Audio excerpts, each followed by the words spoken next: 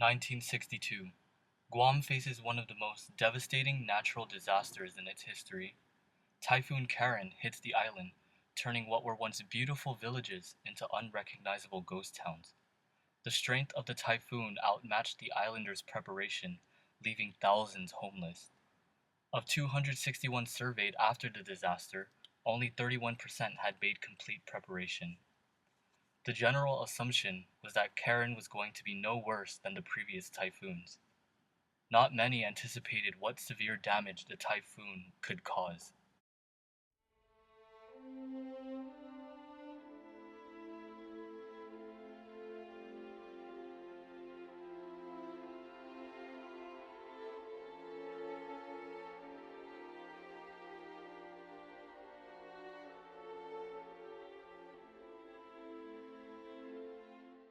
Preparation for the typhoon was organized by the government and the military by use of the media.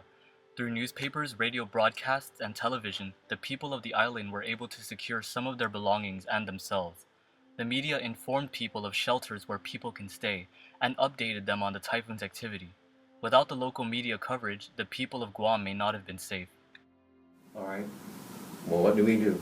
Well, back then, the first thing we did, store the water. Get all the containers for water. Forget gasoline, forget that, get the water. That's the first thing we did, I remember that. Provision of food, the canned goods that are not perishable. All right? Because after the time of no power, everything perishable. That's the other thing I remembered. We had to cook everything that was in that refrigerator because it was going to spoil. I remember my mom, getting all that thing ready so that it won't spoil. Lanterns, we called them falot back then. The flashlight, things like that. Basic medication. So and your clothing. Don't mistake this that you bring extra clothing because you never know what's going to happen if destruction, catastrophic things like this happens to a society, because it happened to everybody here in Guam. I think, gives rebirth or rejuvenates, the everybody to be together, because you cannot be divided. You have to be together to build what was destroyed, back to what do you call that? To a new beginning. And my father did, because at that time I don't know what the government was really doing in terms of where you were situated, because Guam was totally devastated. So there were portions of the old George Washington High School. These were the Quonset that were not totally destroyed, and that's where we lived for several months. We didn't return home to where that house where I grew up until maybe, I would say maybe 6 months later. Can you imagine that? This is no power, no running water. I remember they built Tent City. People were forced to evacuate their homes as their houses were not strong enough to endure the typhoon. Tent cities were created for those who had lost their homes. Others settled into Quonset huts, which were once used for schools. However, the people remained strong throughout this disaster. After the typhoon hit, they went right into work.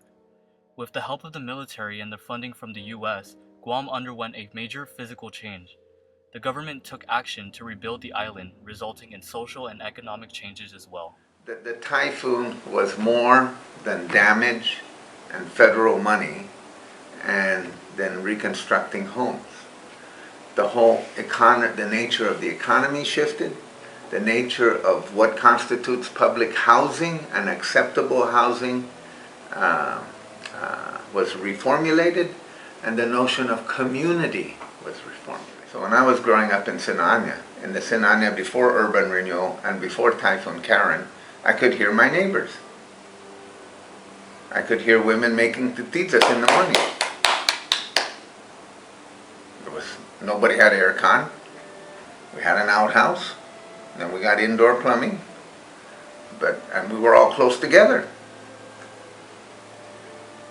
Now, what happened to Sinania that I grew up in? Two things. Typhoon Karen knocked all those houses down, and then urban renewal. So half of the people who were living in Sinania before now have to live somewhere else because it could only accommodate so many people because now you have standard lots. So what happened to the other half? Well, some went to public housing, some went to buy homes. For the first time in Guam, you had planned unit developments, Kaiser housing, PUDs, which would have been unthinkable before. So once housing became an issue, and they brought in urban renewal, then they brought in planned unit developments. The first planned unit development in Guam was Kaiser Dedido. That's how Dedido became an area of residence for large numbers of people. Had Dedido not been selected for that, it would have been somewhere else. So that's how Dedido became a large area. So government had to create that deal. So the government of Guam facilitated that deal with Kaiser in order to create that. And Kaiser was a company operating out of Hawaii at the time.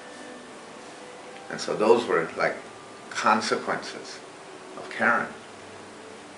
How people live, how they arrange. It has been 50 years since Super Typhoon Karen devastated the island of Guam. Since then, we have learned to fortify our homes and improve our preparation. Karen was a lesson in preparedness, and with every typhoon that has come and gone, we learn and develop new ways to prevent disaster.